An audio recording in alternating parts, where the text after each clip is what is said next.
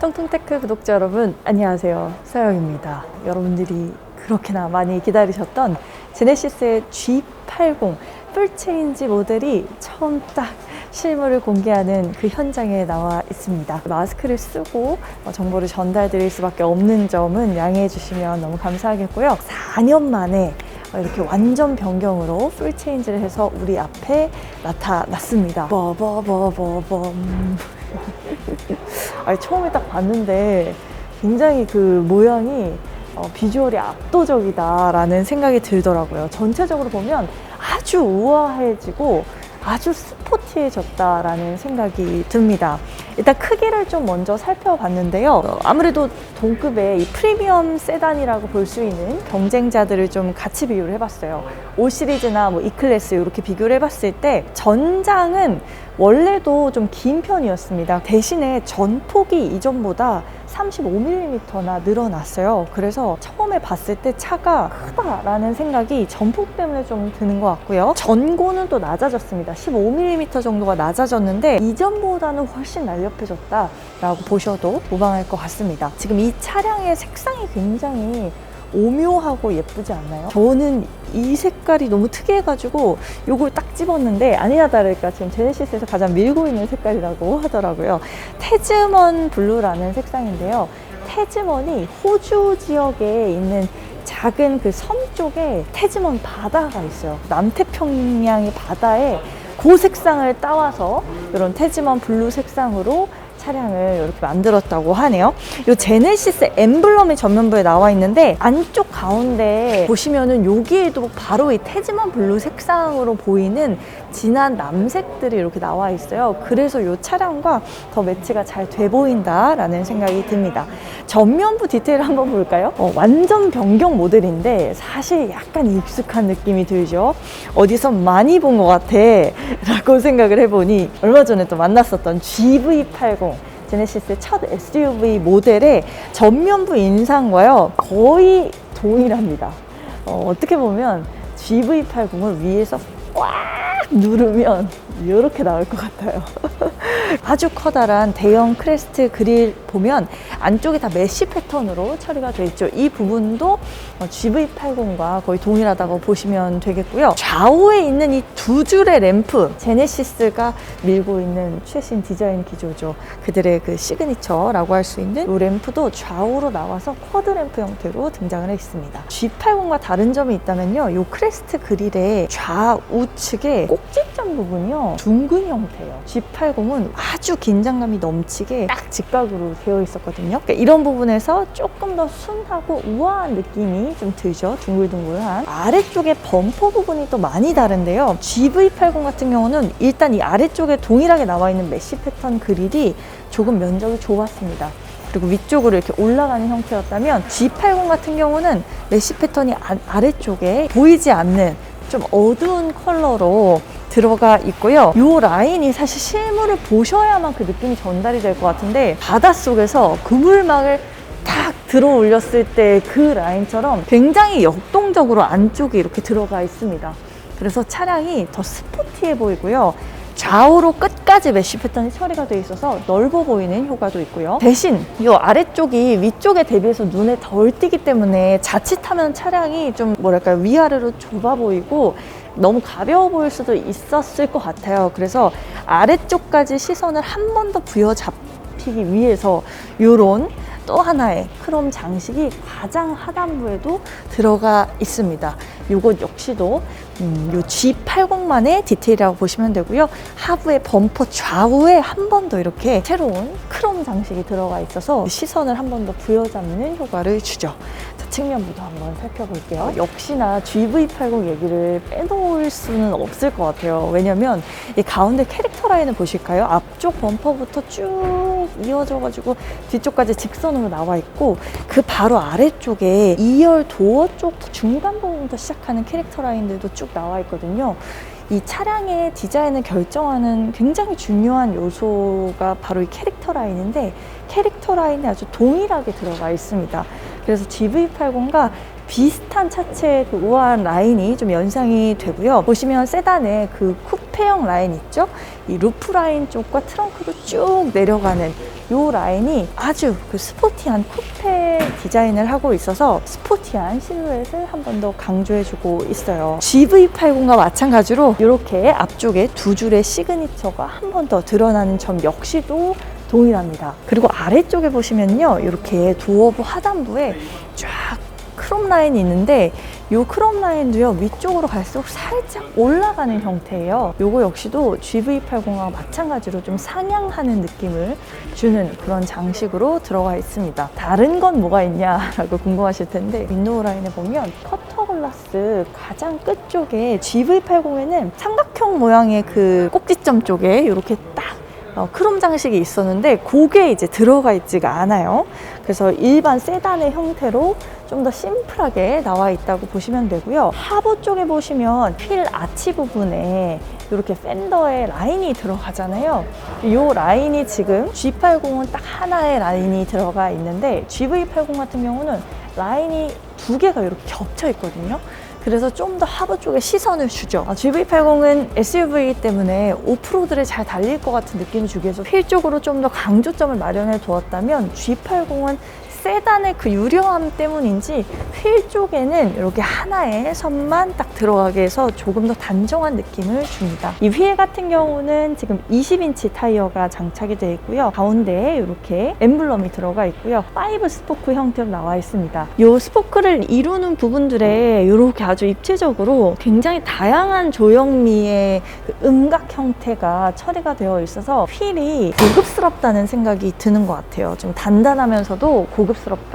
네, 후면부도 한번 보시면 역시나 제네시스 G80이 GV80과 상당히 비슷하다라는 느낌 받으실 수 있을 거예요. 이 쿼드램프 두 줄 역시도 그렇고 전면 측면부와 통일감을 이루면서 이런 형태로 나와 있고요.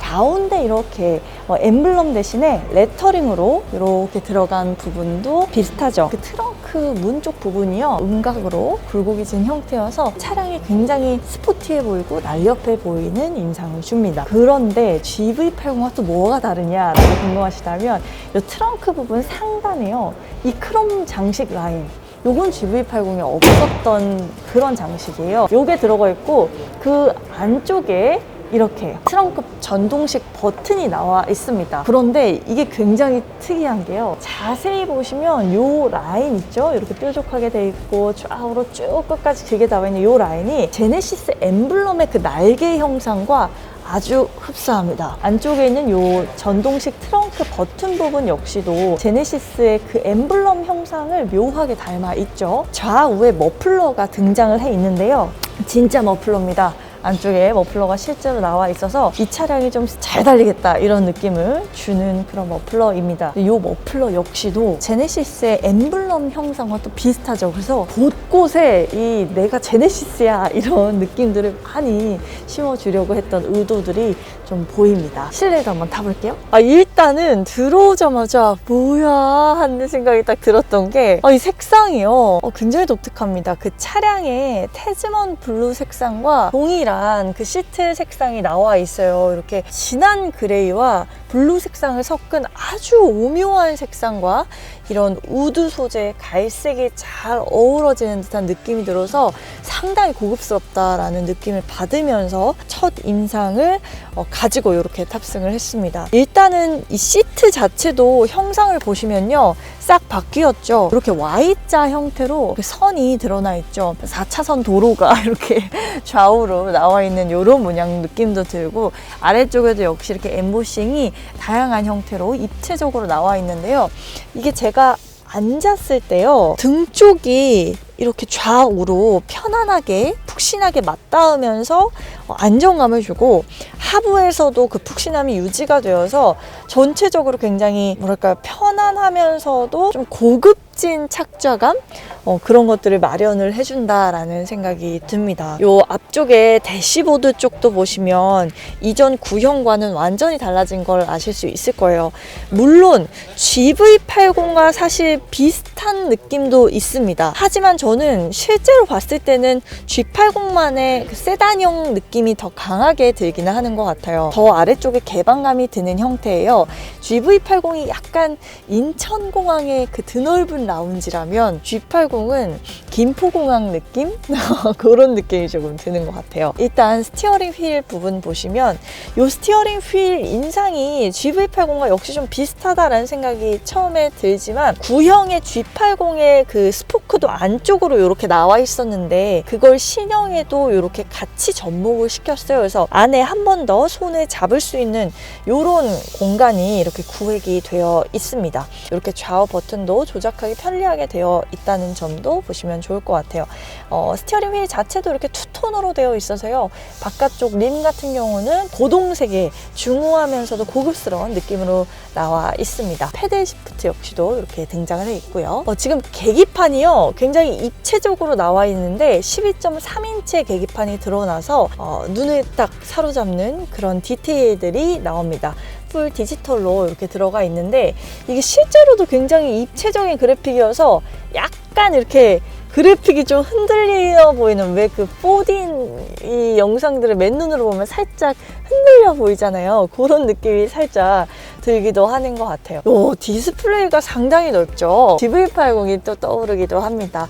역시나 플로팅 타입으로 이렇게 나와 있고 안쪽으로 쑥 들어가서 박혀있는 형태예요. 그래서 이렇게 봤을 때 개방감은 좋아 보이긴 하는데 여성 운전자의 입장에서 운전 중에 좀 이렇게 먼 곳을 조작하기는 약간 불편할 수도 있겠다라는 생각이 들긴 합니다. 물론 다이얼을 통해서 그런 부분들을 조작을 할 수 있기 때문에 사실 뭐 주행 중에 디스플레이를 조작하는 습관은 좋지 않은 것이긴 하지만 그래도 이게 조금 더 가까웠다면 편하지 않을까 생각이 들고요.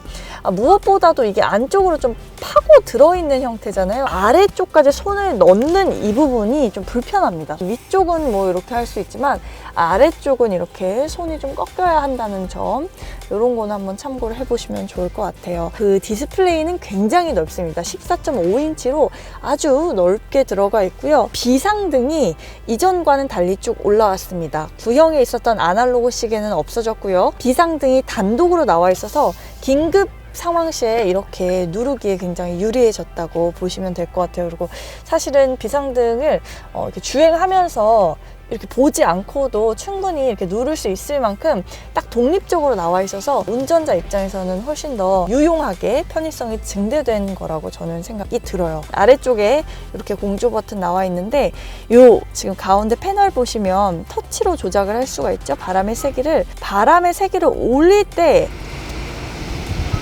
이 터치 부분에 진동이 묘하게 느껴집니다.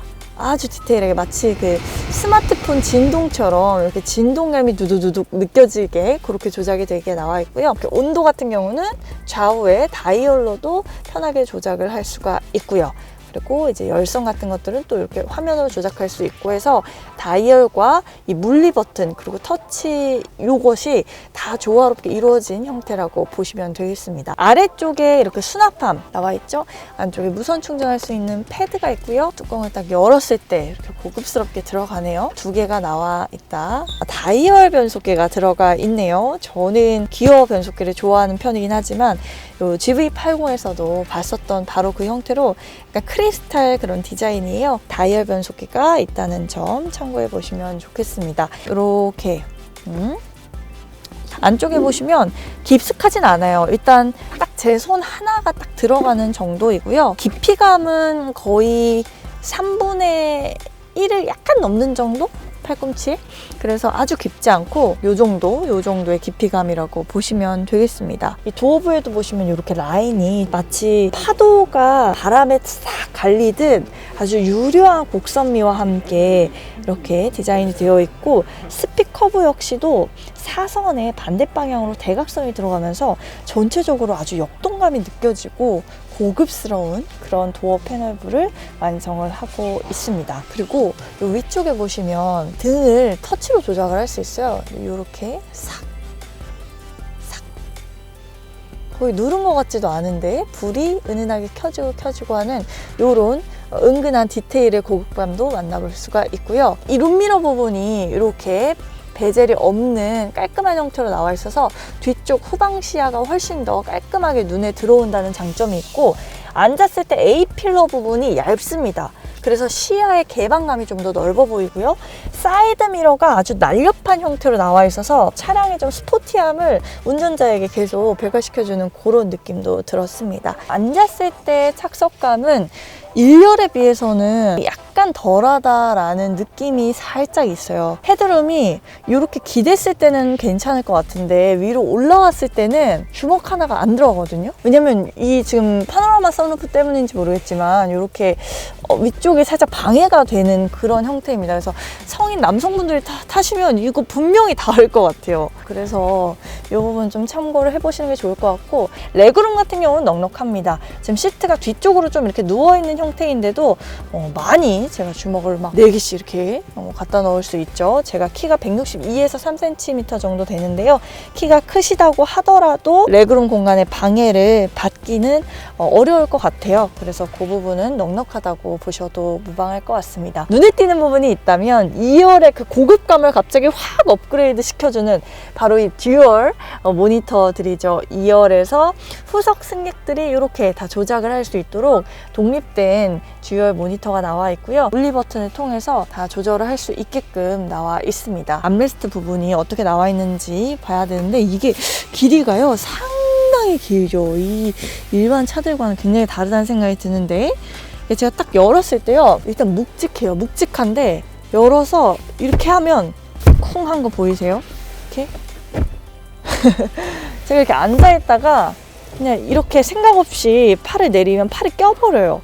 아주 묵직하게 이게 내려온다라고 보시면 되고요. 이게 긴 이유를 보면 이렇게 수납을 열어서 하는 형태입니다. 그래서 이 안쪽에 좀 얕은 수납함이 나와 있고, 안쪽에는 USB 단자가 있고요. 이렇게 이어폰 단자도 있어요. 그래서 이 듀얼 모니터 이어폰을 여기다가 꽂고 후석 승객이 알아서 각자 독립적으로 음악을 듣거나 뭐 콘텐츠를 이용하거나 할 수 있는 부분도 등장을 해 있죠. 암레스트 쪽에 콘솔 박스 위쪽에도 역시 다양한 그런 패널들이 나와 있는데, 시트의 포지션 또한 이렇게 앞으로 갔다가 올라오죠. 다시 뒤로 갔다가 뭐 이런 포지셔닝까지 같이 할 수 있어서 굉장히 편리하고요. 좀 고급스러운 형태로 1열과 아이덴티티를 맞춰서 나와 있다는 점이 인상적이에요. 여기 이렇게 스키스루 공간도 나와 있네요. 트렁크 공간도 얼마나 넓은지 한번 살펴볼게요. 이렇게 전동식 버튼 이렇게 누르면은 착 빠르게 올라가고요. 안쪽에 보면 오 굉장히 넓네요. 안쪽까지 아주 깊게 등장을 해 있는데 이렇게 보면 깊이감이, 차가 전폭이 굉장히 넓잖아요. 그래서 다리도 이렇게 아주 많이 공간이 남죠. 안쪽에 그물망이 있어서 또 수납을 할 수 있는 공간들도 있고, 안쪽으로도 굉장히 넓습니다. 다리가 끝부분이 닿기는 살짝 닿네요. 이 높이감은 뭐 제가 들어갈 수 있는 형태는 아닌 것 같아요. 이렇게 낮은 수납들을 할 수 있는 곳, 자잘한 것들을 수납을 할 수는 있겠네요. G80 풀체인지 모델 이렇게 살펴보셨습니다. 코로나 상황 때문에 내부에 들어갈 수 있는 인원 통제가 또 있기도 하고 정해진 시간에 제약이 좀 있어가지고 마무리를 이렇게 또 돌아가면서 어떻게 보면 급하게 전해드리게 됐어요. 이 G80 같은 경우는 크게 3가지 라인업으로 구성이 되죠. 2.5 가솔린 터보, 3.5 가솔린 터보, 그리고 디젤 2.2 이렇게 3가지로 구분이 되고, 그 엔진 라인업에 따른 성능들은 자막으로 한번 표기를 해드릴 테니까 참조해 보시면 좋을 것 같습니다. 가격 역시도 자막으로 이렇게 띄워드리는데요. 개소세 지금 인하분 반영이 돼서 1.5% 반영을 하면 가솔린 2.5 터보 같은 경우 5,247만 원부터 시작을 하는 가격이죠. 가격이 사실 제일 관건이기도 했는데 확 완전 변경으로 바뀐 부분에 대비했을 때는 그래도 꽤 경쟁력 있는 가격이 아닌가 싶기는 해요. 다만 이제 개소세 인하분이 반영이 된 가격이기 때문에 가격 부분도 한번 참고해 보시면 좋을 것 같고요. 오늘은 좀 이렇게 급하게 빠르게 차량의 내외관 먼저 전해드렸지만 추후에 또 시승을 통해서 차량의 그 주행 성능과 질감도 한번 확인을 해보도록 하겠습니다. 가솔린 2.5 터보 모델 같은 경우는 마력이 300마력이 넘잖아요. 그래서 얼마나 잘 달릴까 그렇게 궁금하기도 하고 한데, 여러분도 아무튼 계속 채널 좋아요 눌러주시고 구독 버튼 눌러주시고 알림 설정까지 해놓으셔가지고 계속해서 신차 소식 많이 받아보시면 감사하겠습니다. 날씨가 지금 막 바깥에 개나리도 보이고요. 벚꽃도 보이고 벌써 봄이 부쩍 온 것 같아요. 마스크 쓰고 다니라 조금 불편하긴 하겠지만 그래도 이렇게 다가오는 봄 내음 많이 만끽하시고 저는 또 새로운 현장에서 바로 찾아올게요. 안녕.